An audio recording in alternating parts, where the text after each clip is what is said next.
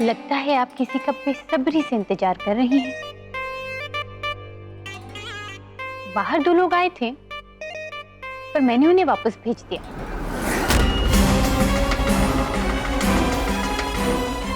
कहीं आपने तो उन्हें नहीं बुलाया था ना माँ जी? आपको क्या लगता है माँ जी कि आप बहुत होशियार हैं, है ना? मगर अफसोस मुझसे ज्यादा नहीं। माँ जी, आपने समधी समधन को खुश करने के लिए जो तैयारी की थी, मैंने उस पर पानी फेर दिया और आपकी सारी मेहनत चौपट हो गई।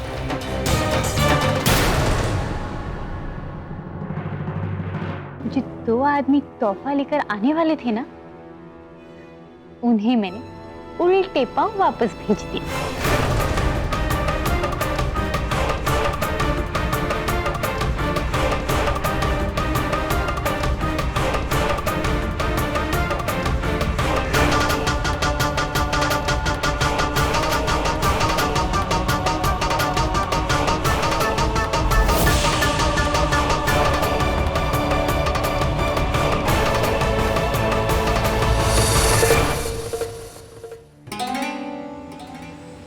केवल आ गया। हे भगवान, तूने मेरी सुन ली, वरना चाचा चाची जी का सालगिरह बेकार हो जाती।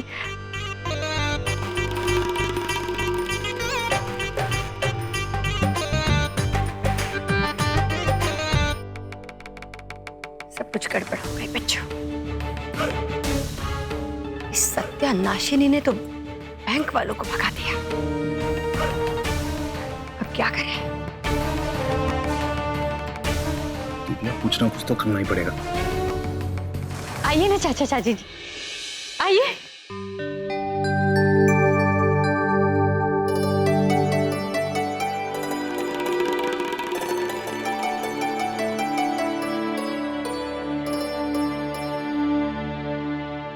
काटिए ना।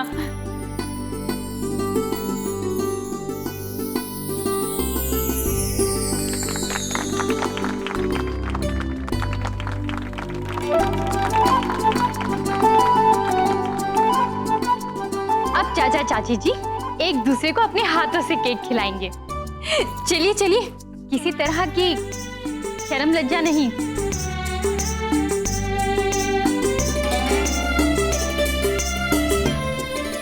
कन्नू बेटा, जैसी आपकी मर्जी। आप आज के दिन इनका मन नहीं रखेंगे, कब रखेंगे फतिमा जी? खिला दीजिए।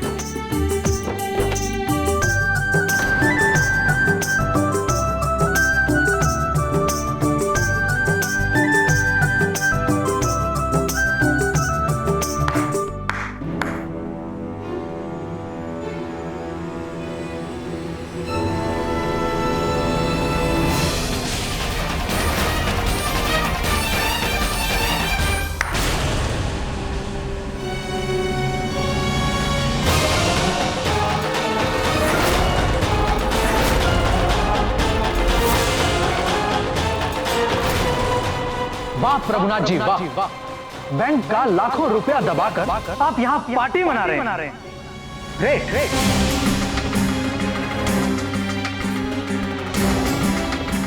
बंद कीजिए ये तमाशा। वाह प्रभुनाथ जी, वाह। मैंने सोचा था कि आप एक सच्चे और ईमानदार आदमी हैं, मगर आप तो 1 नंबर के घटिया इंसान हैं।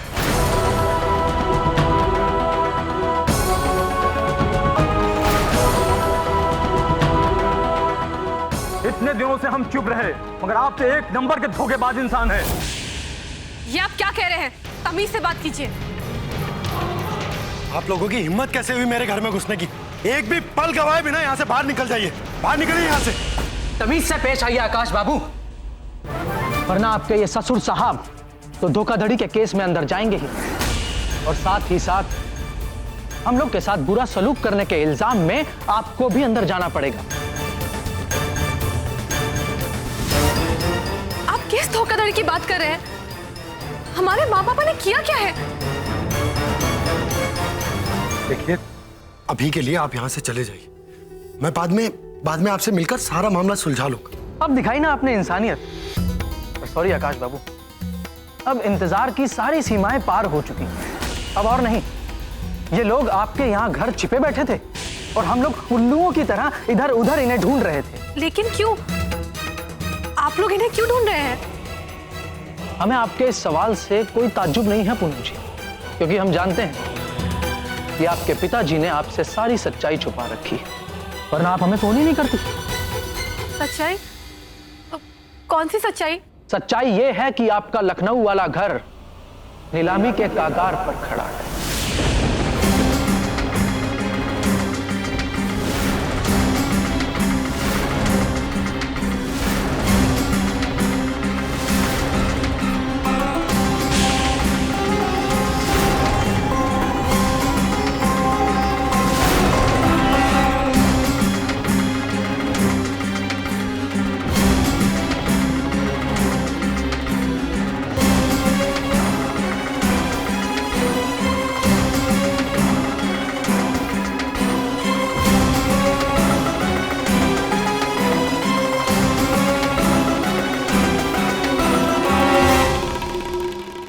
और आपके पिताजी ने उस घर को गिरवी रखकर बैंक से पैसा लिया हुआ है और कई महीनों से बैंक का 1 रुपया तक नहीं चुकाया।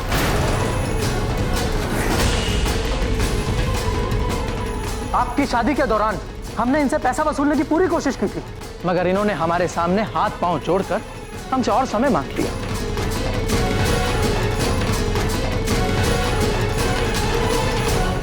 हमने भी ये सोच के इनको टाइम दे दिया कि इंसान की जिंदगी में उतार चढ़ाव आता रहता है, कोई बात नहीं, कहीं ना कहीं से पैसे का इंतजाम करके ये बैंक का पैसा चुका ही देंगे।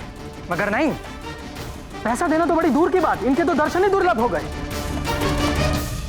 ऐसा नहीं है मैनेजर साहब, वो दरअसल हम लोगों का एक्सीडेंट हो गया था, इसलिए। बस बस प्रभुनाथ जी, ये बेकार की बातें बंद कीजिए। बैंक का पैसा वापस करने के नाम पर एक्सीडेंट हो गया था, और ये केक, ये डेकोरेशन, ये पार्टी।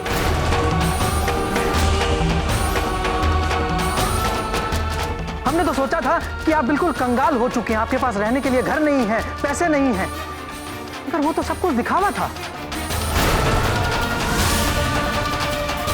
शर्म आनी चाहिए प्रभुनाथ जी आपको। जिस बैंक ने आपकी मदद की, उसी के पैसे पर आयुष उड़ा रहे हैं। नहीं मैनेजर साहब, ये सही बात नहीं है। और आकाश बाबू, आपको तो सब कुछ पता था ना, फिर भी आपने इस धोखाधड़ी में उनका साथ दिया।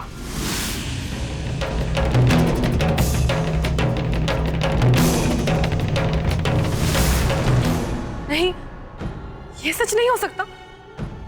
आकाश, ये सच नहीं है ना? कहो ना इन्हें। माँ पापा इतनी बड़ी सच्चाई हमसे छुपा ही नहीं सकते। ये सच नहीं है। आकाश, आकाश हम कुछ पूछ रहे हैं।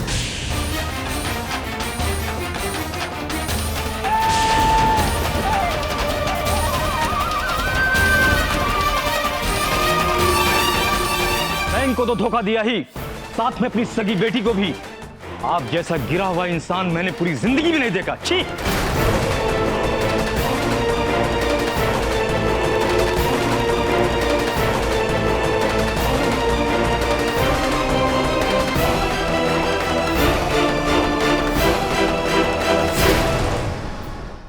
आपकी बेटी को आपके इस फ्रॉड के बारे में कुछ भी नहीं पता, ये बात तो हम उसी दिन समझ गए थे जब हम इनसे मंदिर में मिले थे, और हमें यह भी पता चल गया था कि आप इस घर में मुंह छुपाए बैठे। हम तो आपको दबोचने के लिए आने ही वाले थे, मगर इतने में आपकी बेटी का फोन आ गया, आपका बीमा कराने के लिए। हंसी आती है ये सोचकर कि एक तरफ बेटी बाप की पॉलिसी कराने के लिए फोन करती है और दूसरी तरफ बाप नीलामी की फॉर्मेलिटीज पूरी किए बिना अपनी बेटी दामाद के घर छुपा बैठा है। और हम लोग महीनों से दर दर ढूंढ रहे थे आपको, ताकि कब प्रभुनाथ जी मिले, कब उनसे नीलामी की फॉर्मेलिटीज पूरी की जाए और कब आपका घर नीलाम किया जाए।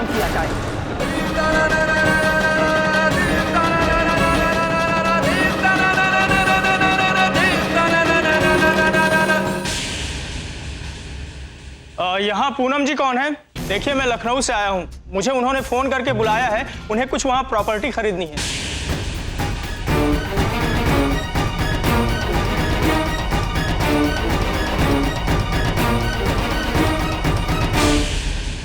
वाह प्रभुनाथ जी वाह, आपने घर भी ढूंढना शुरू कर दिया। अरे बैंक का थोड़ा कर्जा तो अदा कर देते। अच्छा ये बताइए, इसको कितने का चूना लगाने के लिए सोचा आपने? बंद कीजिए अपनी ये बकवास। क्यों, सच्चाई अच्छी नहीं लग रही है? देखिए भाई साहब, ये इन्हीं की बेटी, इन्हीं का नाम पूनम है जिनसे आप मिलने आए हैं। और मेरी ये सलाह है आपको कि आप इनके चक्कर में बिल्कुल मत पड़िएगा, क्योंकि ये लोग बहुत समय से बैंक डिफॉल्टर हैं। अगर आपने इनको अपना घर दिया तो आपका घर भी बिक जाएगा। क्या बात कर रहे हैं आप? अच्छा हुआ आपने मुझे बता दिया, वरना मैं तो फंस जाता। अरे जिस लड़की के माँ बाप ऐसे हैं, वो लड़की किस तरह की होगी?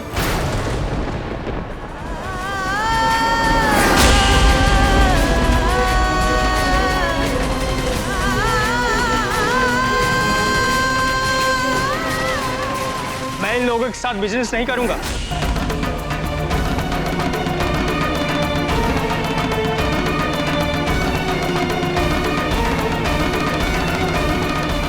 अपनी 45 साल की बनी बनाई इज्जत को 1 सेकंड के अंदर गवा दिया आपने प्रभुनाथ जी।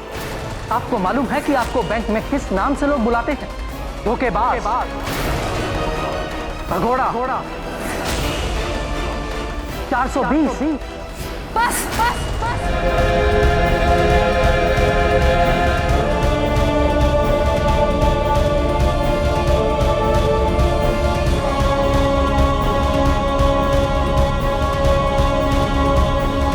खबरदार, जो हमारे पापा के खिलाफ कुछ भी कहा तो। बिना एक भी पल गवाए यहाँ से निकल जाओ, वरना क्या क्या कर क्या लोगे तुम? हाँ, ए मिस्टर, अपनी ये गर्मी ना कहीं और जाकर दिखाइए, समझे?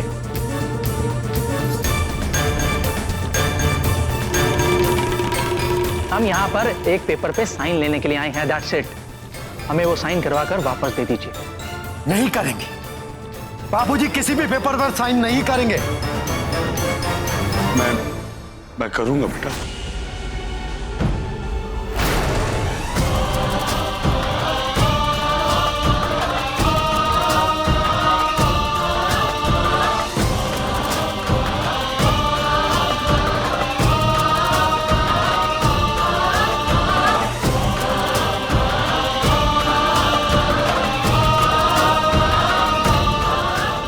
भाई, लेकिन बाबूजी। नहीं बेटा, हमें मत रोकिए बेटा,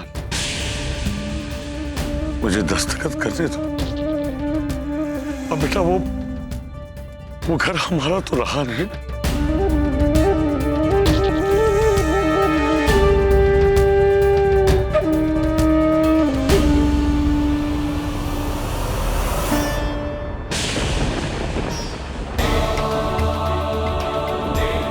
बाबूजी, हम कोई ना कोई रास्ता जरूर निकालेंगे, आप ऐसा मत कीजिए।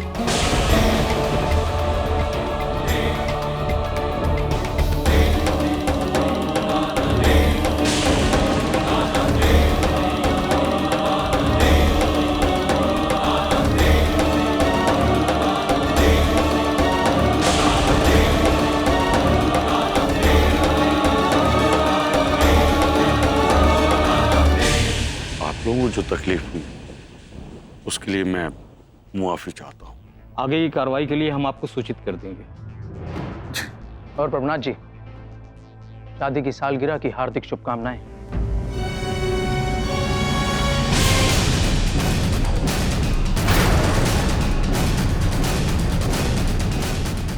चलिए।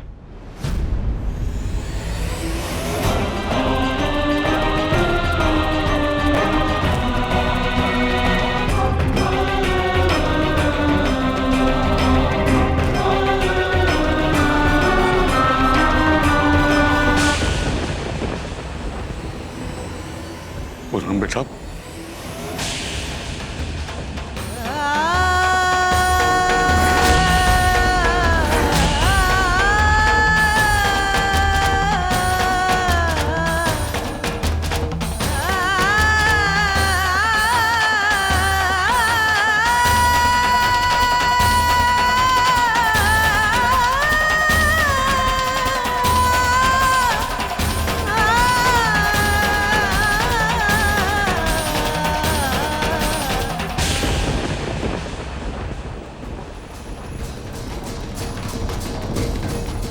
पूनम बेटा,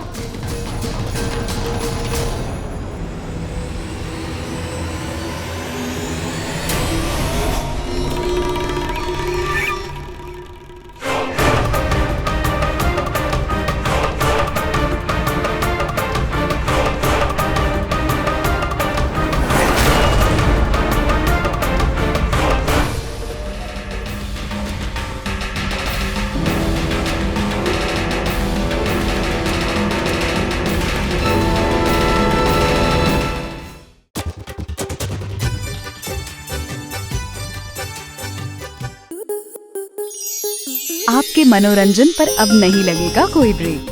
स्टार प्लस के बेहतरीन शोज देखने के लिए लाइक, शेयर और सब्सक्राइब करें स्टार प्लस यूट्यूब पेज को।